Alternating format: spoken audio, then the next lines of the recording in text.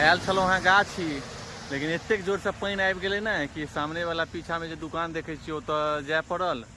और ओनाही जाबे तक गेलहुँ ओतऽ ताबे तक पूरा टी शर्ट भीज गेल छलै।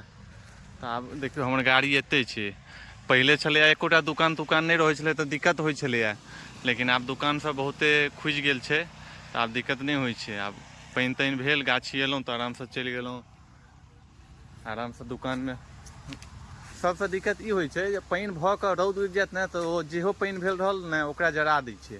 दुआरे पानि मतलब ओहि दुआरे पानि लगातार होबाक चाही, छुटबाक नहि चाही। लगातार 2-3 दिन 4 दिन तक पानि कंटिन्यू होइत रहतै ने, जे पहिले लादि कऽ नहि होइ छलैए तेना पानि हेतै ने।